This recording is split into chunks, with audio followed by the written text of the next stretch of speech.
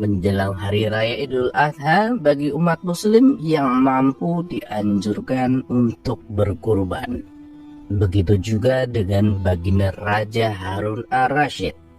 Ia berkurban ratusan unta dan kambing, lalu dibagikan kepada fakir miskin. Namun sayang, baginda raja tidak kuat bila melihat darah keluar, sehingga ia tak bisa menyaksikan langsung hewan-hewan kurbannya disembelih. Ketika sholat Id selesai dilaksanakan, orang-orang berbondong-bondong ke lapangan untuk menyaksikan prosesi penyembelihan hewan kurban. Sementara baginda raja memilih tetap duduk di dalam masjid. Melihat hal itu, Abu Nawas pun segera menghampirinya. "Paduka yang mulia, kenapa Paduka terlihat sedih? Ayo kita ke lapangan. Hewan kurbannya akan segera disembelih," ajak Abu Nawas. "Aku takut melihat darah, Abu Nawas. Hal inilah yang membuatku sedih. Lebih baik aku duduk di sini saja," sahut baginda raja. "Oh, jadi itu alasannya," gumam Abu Nawas. Lalu terlintas di benaknya akan sebuah ide konyol untuk mengerjai baginda raja. "Kalau tahu begini, harusnya aku yang menjadi tukang jagalnya, supaya Paduka bisa ikut menyaksikan," ujar Abu Nawas. "Maksudnya bagaimana, Abu Nawas?" tanya baginda raja bingung. "Saya bisa menyembelih kambing tanpa mengeluarkan darah, Paduka," jelas Abu Nawas.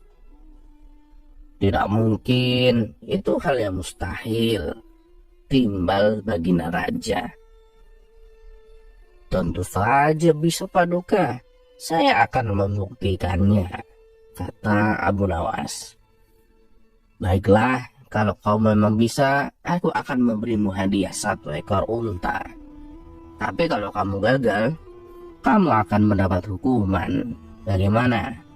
tantang baginda raja. "Oh, siap Paduka yang mulia," sahut Abu Nawas. Maka keduanya pun pergi keluar masjid dan berjalan menuju ke tengah lapangan. Sesampainya di sana, kemudian Abu Nawas mulai menggambar seekor kambing jantan yang gemuk. "Coba sebutkan hewan apa ini?" tanya Abu Nawas. "Itu seekor kambing jantan," jawab baginda raja. Lalu Abu Nawas menghapus gambar kepala kambingnya. Tetapi setelah itu ia menggambar lagi kepala kambing yang terpisah dari badannya. "Lihatlah Paduka, sekarang kambingnya telah aku potong tanpa mengeluarkan darah sedikit pun," ucap Abu Nawas. Melihat hal itu, baginda raja pun tertawa terpinggal-pinggal. Ia pun lalu memberi Abu Nawas hadiah yang dijanjikan. Tapi bukan karena kecerdikannya, melainkan karena kelucuannya yang bisa membuat baginda raja tertawa.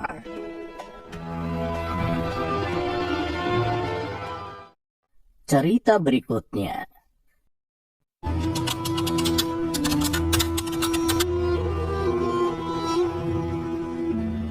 Abu Nawas merupakan tokoh yang cerdas dan lucu yang dikenal di Timur Tengah. Suatu ketika Abu Nawas yang jomblo jatuh cinta kepada seorang gadis cantik jelita. Abu Nawas memang tergila-gila dengan gadis cantik, pintar, serta termasuk wanita yang ahli ibadah itu. Ia sangat berambisi untuk memperistri gadis salehah itu. Cintanya yang begitu dahsyat dan membara membuat Abu Nawas berdoa kepada Allah Subhanahu wa Ta'ala. Begini doanya, "Ya Allah, jika memang gadis itu baik untuk saya, dekatkanlah kepadaku. Tetapi jika memang menurutmu ia tidak baik untukku, tolong ya Allah. Sekali lagi tolong ya Allah. Pertimbangkanlah lagi ya Allah."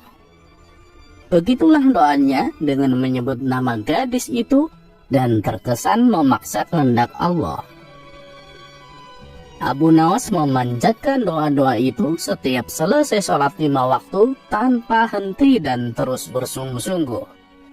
Selama berbulan-bulan ia menunggu tanda-tanda dikabulkan doanya.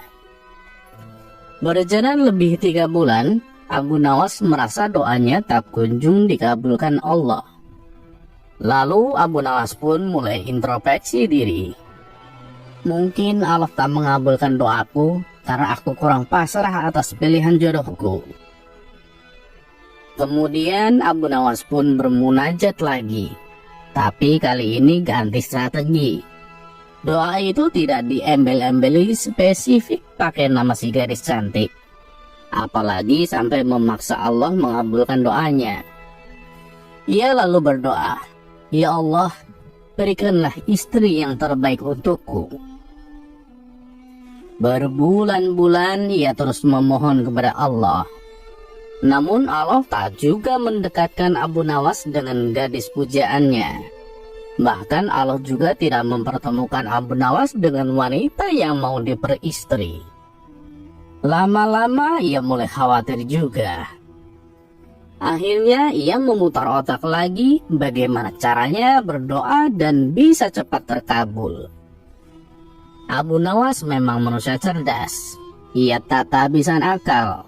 Ia pun merasa perlu sedikit diplomatis kepada Allah. Ia pun mengubah doanya. "Ya Allah, kini aku tidak minta lagi untuk diriku. Aku hanya meminta gadis sebagai menantu ibuku yang sudah tua dan sangat aku cintai, ya Allah. Sekali lagi ya Allah, bukan untukku, maka berikanlah ibuku menantu." Begitulah doa Abu Nawas. Dasar Abu Nawas, pakai membawa nama ibunya segala. Padahal permintaannya itu tetap saja untuk dirinya. Padahal Allah Maha Tahu, tidak perlu diakali. Tapi barangkali karena keikhlasan dan keluguan Abu Nawas tersebut, Allah pun menjawab doanya. Akhirnya Allah menakdirkan wanita cantik dan soleha itu menjadi istri Abu Nawas. Sekian dulu kisahnya, semoga bermanfaat. Assalamualaikum warahmatullahi wabarakatuh.